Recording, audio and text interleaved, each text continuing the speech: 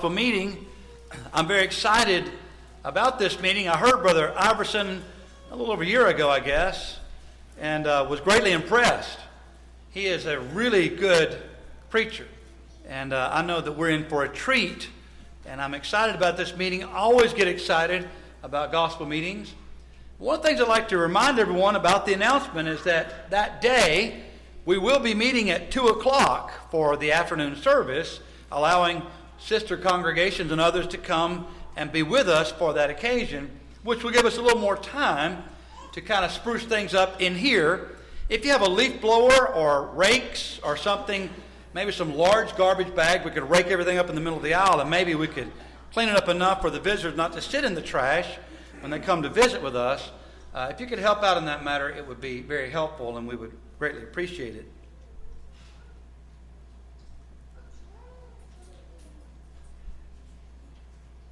The Bible is literally filled with blessings. Sometimes we say these are beatitudes. You can begin, for example, in the book of Psalm.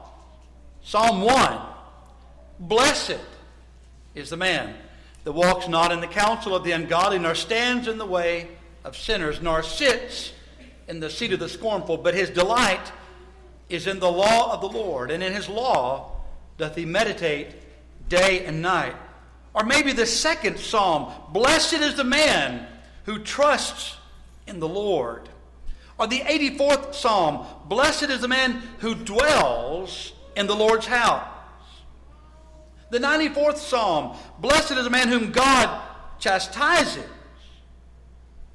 May not think about it so much as a blessing when God chastens us, but certainly the psalm writer reminds us it's a blessing. Of course, when we think of blessings like this or the Beatitude, we think certainly of the Sermon on the Mount and Jesus introducing that great sermon recorded in Matthew 5, 6, and 7. Blessed are the poor in spirit, blessed are the peacemakers, etc., etc.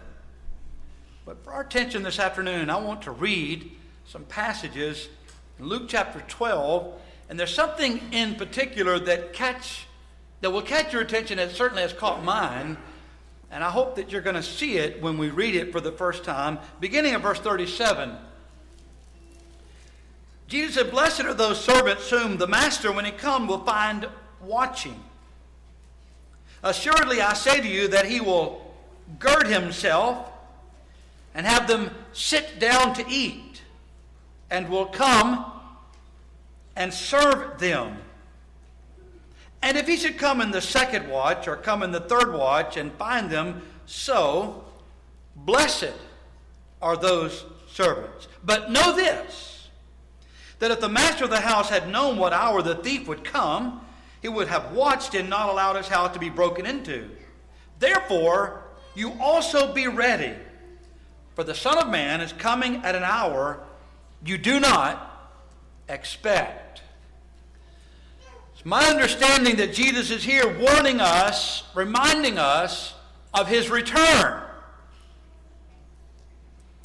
and of the need as his servants to be ready at any time for that return. But I want you to notice something. I'm going to digress from my lesson for a moment. I can't help it. There's something that really fascinates me, and I hope it does you as well. It ought to, because I want you to hear what he's saying. When he comes and he finds those servants prepared, who are watching, they are blessed. But notice the picture that he's painting for us. He will gird himself, will set a table for us, and will serve us. I don't know if I should be brokenhearted over that, ashamed over that, or so overwhelmed with gratitude. I don't know how in the world we're supposed to respond to that. It reminds me of the scene in John chapter 13, where just on the eve of his betrayal and crucifixion, Jesus girded himself and took a basin of water and began to wash the feet of those disciples. And as we say to ourselves, and I'm saying to myself, I'm not worthy that he should serve me, to treat me in this fashion.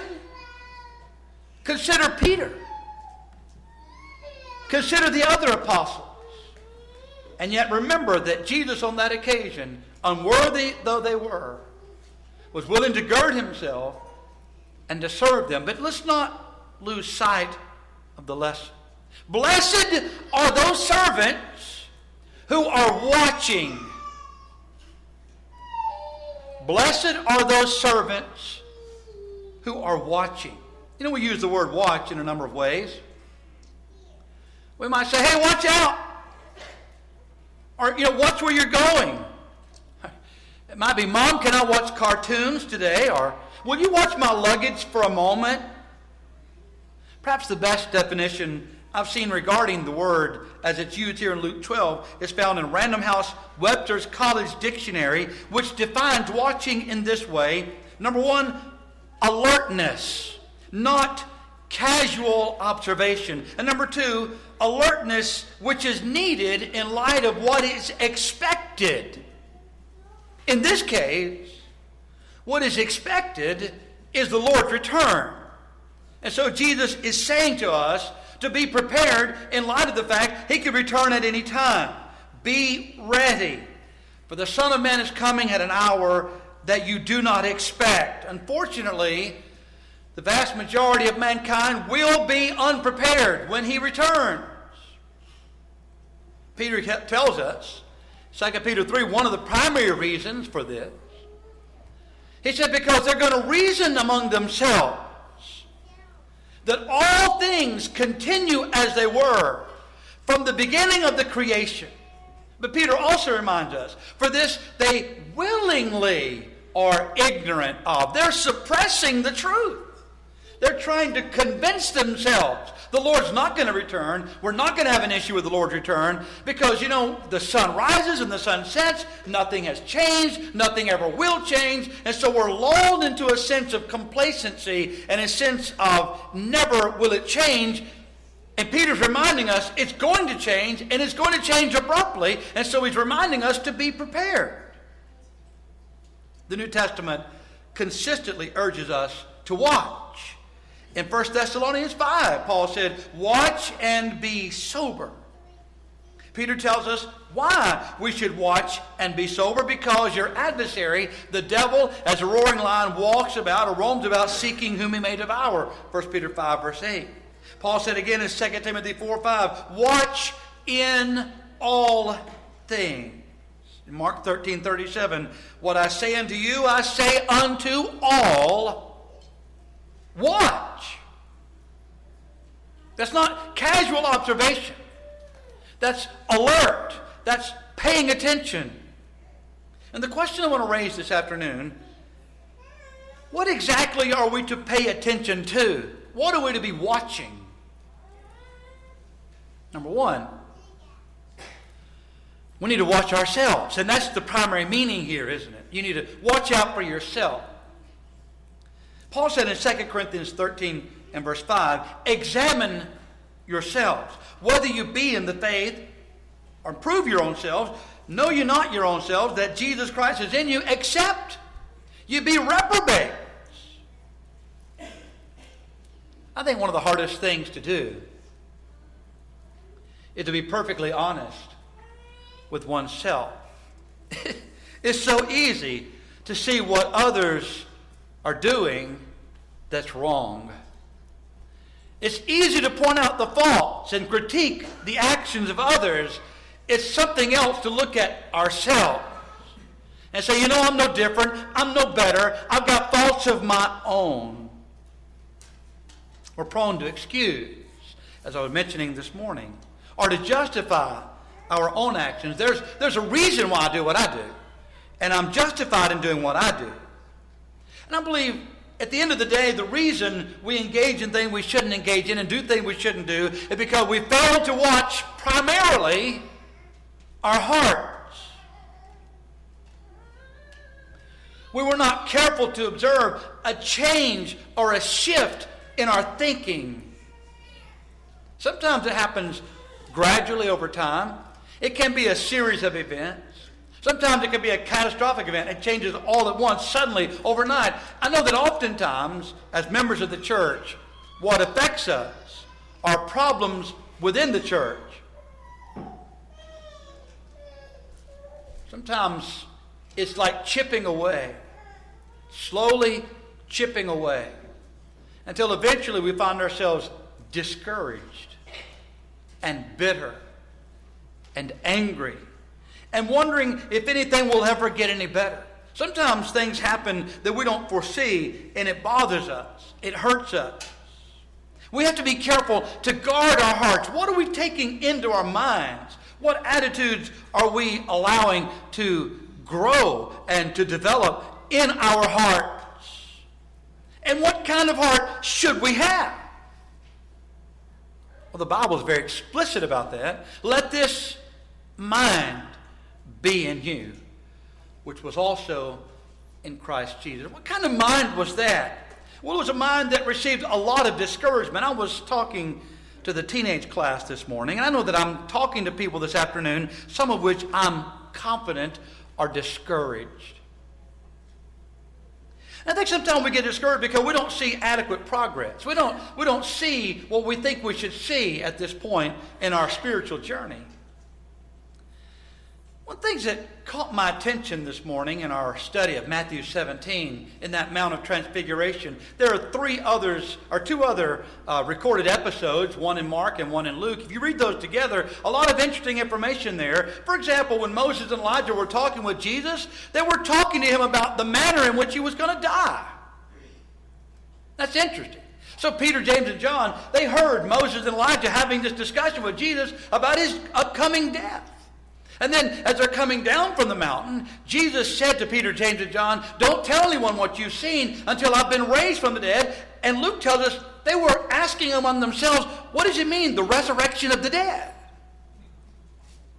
How many times did Jesus say, I'm going to be delivered to the hands of sinful men, they're going to crucify me, and I'm going to be resurrected the third day, over and over and over? In fact, he said it so often, it was common knowledge. I know this because in Matthew's account of the crucifixion, after Jesus died and was pronounced dead, Caiaphas, who was not a disciple of Jesus, he's the one who led in this farce of a trial to have Jesus crucified. It was Caiaphas who went to Pilate and said, we know that this deceiver said, after 3 days I'll rise again, therefore place guards at the tomb, lest the disciples come and steal the body away, and the last deception be worse than the first. Now, how could Caiaphas be aware that Jesus had made that prediction if it wasn't common knowledge? Now, here's the question that comes to my mind. When those women came rushing into that room and they told the apostles, the Lord's risen, and they doubted, they didn't believe them, how did they not believe? And how is it the gospel tells us they didn't yet understand? How did Caiaphas understand that and they didn't understand it? I'm sure they witnessed more miracles performed by Jesus than Caiaphas did, and yet they didn't seem to grasp it. You understand my point?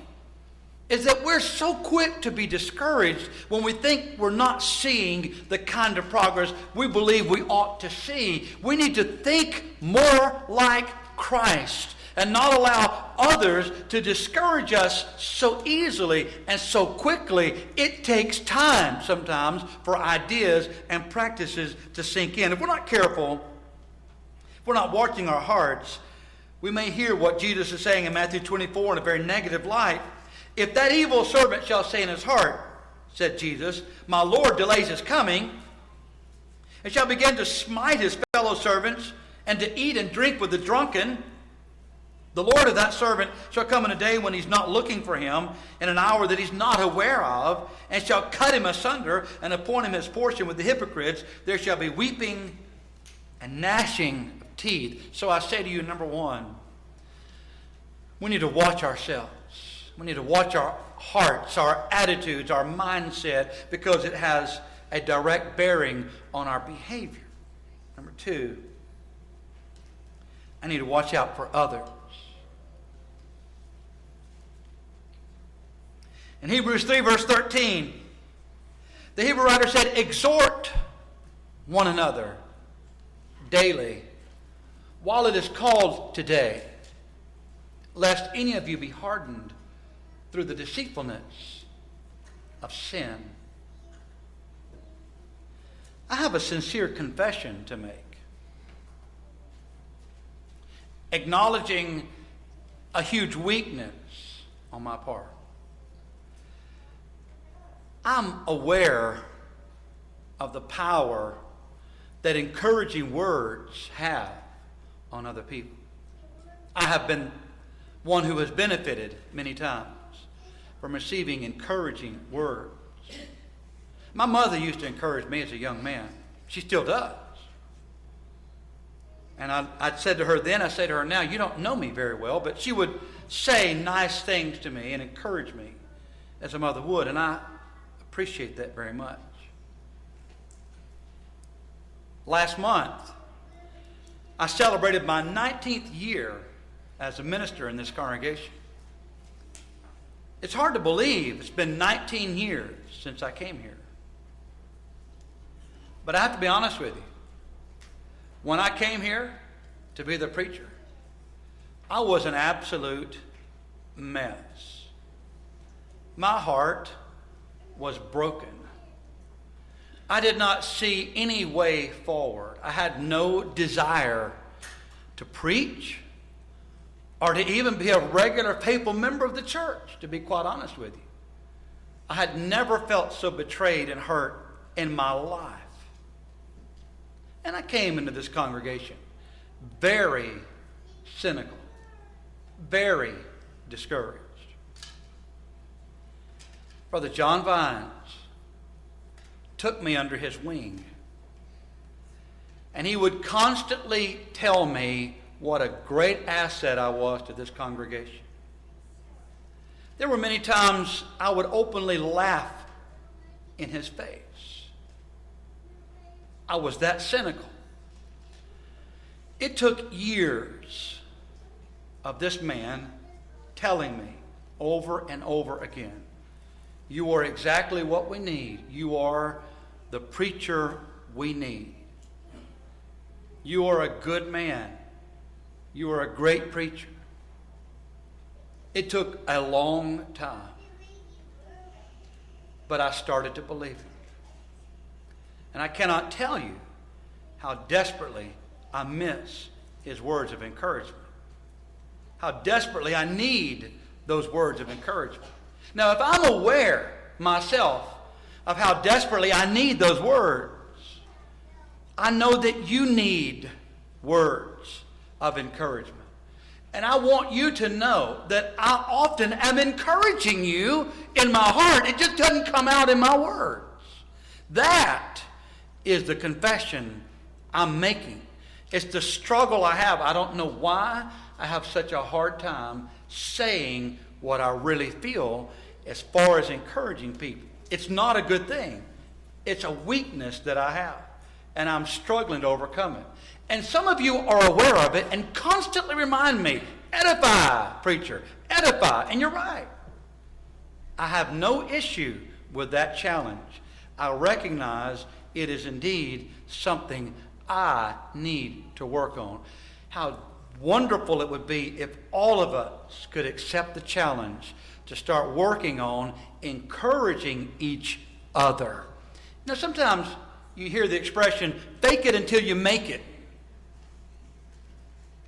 As parents, something my parents taught me, and I'll share this with the parents in our audience.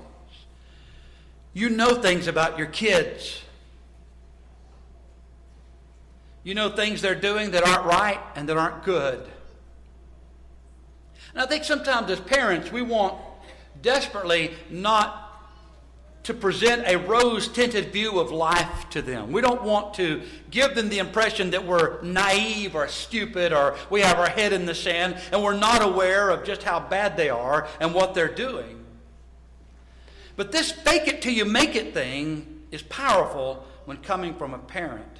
If you can say to your child, I love you, I believe in you, you can do anything you put your mind to doing. I wouldn't take $1 million for you. I wouldn't trade you for anything in the world. I love you more than anything in the world. If you can tell your children over and over again how valuable they are to you, what they are capable of doing. In the back of your mind, you may be saying,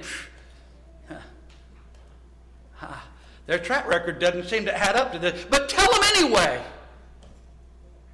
Tell them so often that you start to believe it. And guess what? They'll start believing it too. You'll be amazed at the difference. Now, if that works in families, think how that can work among each other. I know a lot of times when you're leaving this auditorium, you come out and you shake my hand or hug my neck and you say, good sermon today, preacher. You say that sometime when I don't even preach.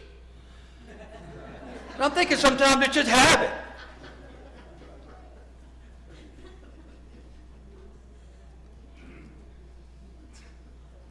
But I appreciate words of encouragement. And we think about watching out for each other. We need to be mindful of that. If you see someone not themselves, rather than sit back and whisper about them, talk about them, go put your arm around them. Tell them you love them. Thinking about it. If there's anything you can do, you're here for them.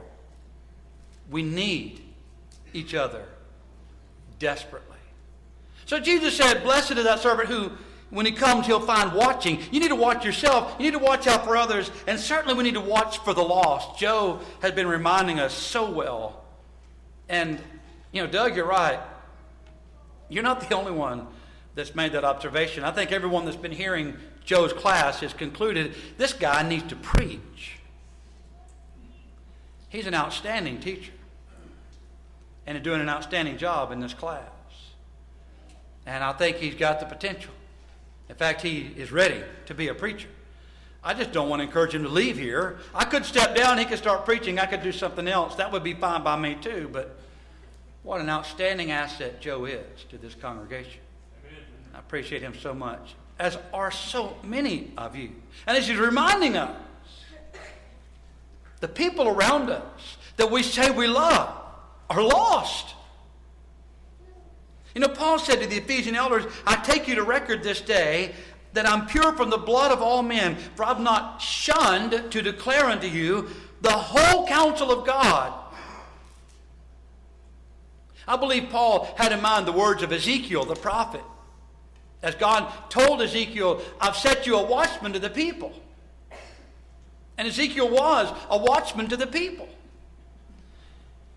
And if you warn the wicked man of his wicked ways and he doesn't turn from it, he'll die in his sin, but you've delivered your soul. But if you don't warn the wicked man, he's going to die in his sins, and you, his blood, I will require at your hands. You say you love your spouse. You love your neighbor. You love that person you spend all this time with. You love that person, really? And you know that person is lost, and you say nothing, you do nothing to keep them from going to eternal night unprepared. You need to ask yourself, do you really love that person? Or secondly, do you really believe in hell? Or do you really believe in eternal punishment? Hell is real. And when we think about watching, we need to watch out for the lost. And yes, we need to watch out for the straying sheep among us. If any man is overtaken in a fault, you which are spiritual, restore such a one in the spirit of meekness, Paul said in Galatians chapter 6. James tells us in James 5:19, if any of you do err from the truth and one convert him from the error of his way, let him know that he which converts the sinner from the error of his way shall save a soul from death and shall cover a multitude of sins. Even the task of withdrawing from the disorderly is designed to save their souls. That is, its primary objective is to bring them to their senses and bring them back to the fold where they belong. 1 Corinthians 5 and verse 2. Blessed is that servant whom when the Lord returns will find watching. Are you watching? I want you to think about what we just read here in Luke chapter 12. If you have some insight and understanding into exactly what Jesus meant here, I would like to know your thoughts when Jesus said, and he's talking about the blessing of those who are prepared servants, that he will gird himself and will serve us. Imagine that for a moment. He didn't just come and die for us. He didn't just go to heaven and prepare a place for us. When we get there, he's going to continue to serve us. John said, we love him because he first loved us. Would you like to express your love to him today through gospel obedience or returning to your first love? If you're subject to heaven's invitation, we can assist you in any way. Please.